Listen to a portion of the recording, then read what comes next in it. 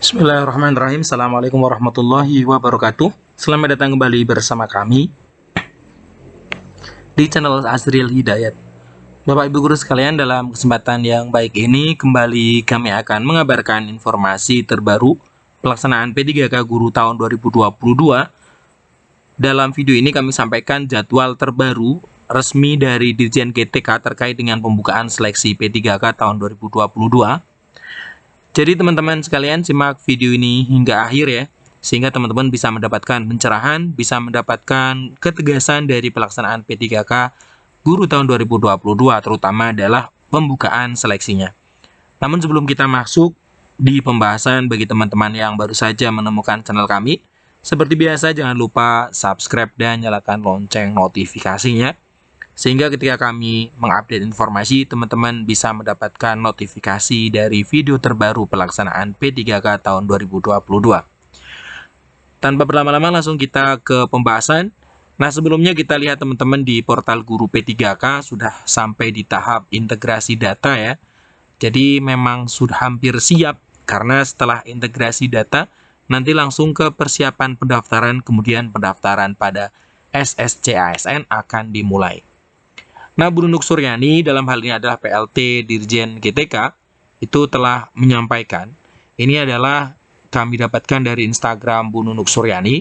Bu Nunuk menyampaikan bahwa di sini, halo sahabat guru, berikut update info ya. Nah, info yang diupdate oleh Bu Nunuk Suryani adalah merupakan di sini lampiran ya, lampiran dari surat PLT Dirjen GTK yang memberikan gambaran atau kepastian tentang pelaksanaan P3K untuk jabatan fungsional guru di tahun 2022 ini. Kita bisa langsung lihat di tabel ini ya. Nah, ini adalah lampiran surat PLT Dirjen Guru dan Tenaga Kependidikan nomor 7303 garis miring B garis miring GT titik 01 03 2022 tertanggal 20 Oktober tahun 2022.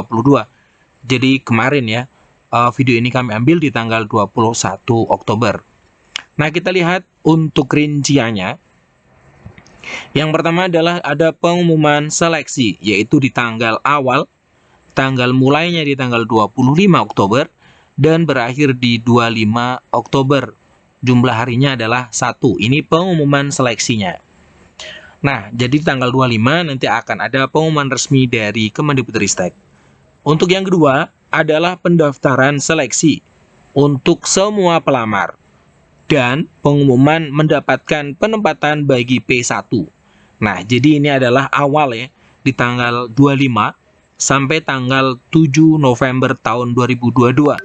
Jadi di tanggal 25 Oktober teman-teman bisa langsung melakukan pendaftaran seleksi. Jumlah harinya ada 14 hari ya, dari tanggal 25 sampai tanggal 7 November tahun 2022. Nah, di sini juga perlu dicermati bagi teman-teman P1 itu pengumuman mendapatkan penempatan itu juga dilakukan di tanggal ini. Kita coba besarkan. Nah, ini ada pendaftaran dan di sini pengumuman mendapatkan penempatan bagi P1. Nah, kemudian kita ke tahap nomor yang ketiga adalah seleksi administrasi untuk P2, P3, dan pelamar umum. Ini di tanggal 25 Oktober hingga 9 November. Ada 16 hari. Kemudian,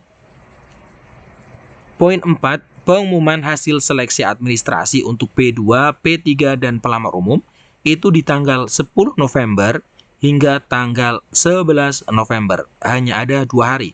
Ini adalah pengumumannya.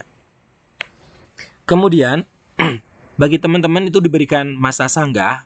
Masa sanggah dari pengumuman hasil administrasi itu ada 3 hari, di tanggal 12 hingga tanggal 14 November. Itu adalah masa sanggah. Jadi teman-teman yang dinyatakan tidak lolos pada hasil seleksi administrasi itu bisa menyanggah ketika memang ada kesalahan dari Panselnas. Kemudian di poin 6, jawab sanggahnya itu tanggal 15 hingga 18 November. Nah, kemudian pengumuman final atau pasca sanggah dari hasil seleksi administrasi itu tanggal 20 November, 1 hari. Nah, ini teman-teman harus paham ya, step by step dari urutan pelaksanaan seleksinya. Kemudian di poin ke-8 adalah penilaian kesesuaian oleh pengawas, kepala sekolah, dan guru senior untuk prioritas kedua dan prioritas ketiga di tanggal 21 November hingga 22 November. Penilaian yang dilakukan oleh Dinas dan BKPSDM untuk P2 dan P3 itu dimulai 23 sampai 27. Ada 5 hari.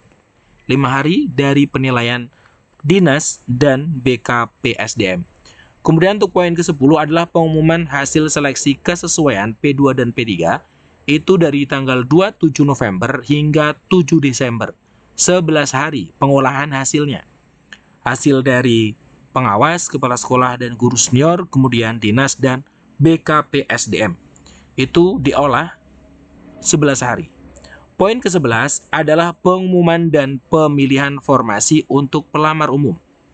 8 Desember hingga 12 Desember, ada 5 hari. Pelamar umum artinya adalah guru non-ASN yang terdaftar di Dapodik kurang dari 3 tahun.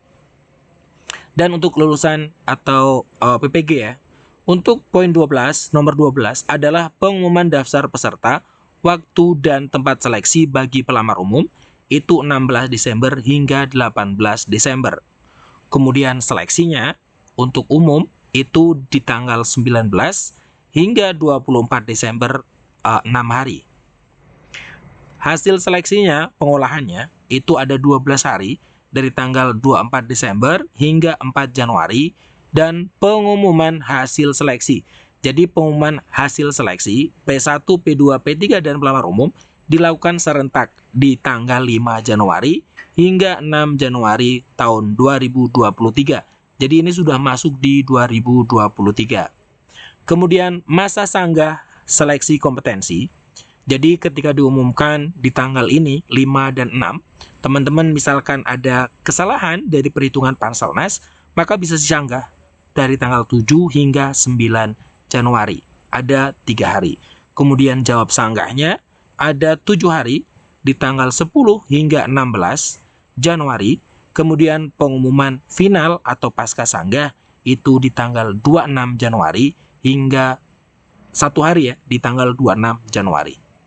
Nah, ini teman-teman update terbarunya dari Profesor Nunuk Suryani selaku PLT Dirjen GTK, yang tentunya ini adalah resmi karena ini adalah lampiran dari surat yang diterbitkan oleh Dirjen GTK.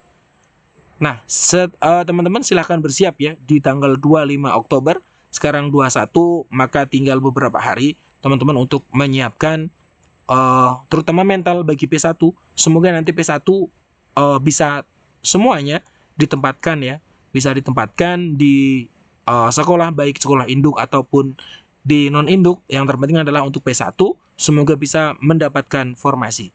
Nah, kemudian untuk P2, P3, dan pelamar umum bersiap untuk menyiapkan seleksi administrasi, dan juga bagi P2, P3 menyiapkan atau mempelajari tentang penilaian kesesuaian. Kemudian untuk pelamar umum tentunya untuk mempelajari seleksi kompetensi materi-materi yang sudah disiapkan oleh Kemendikbudristek. Nah, sekian informasi dari kami. Semoga bermanfaat. Terima kasih. Assalamualaikum warahmatullahi wabarakatuh.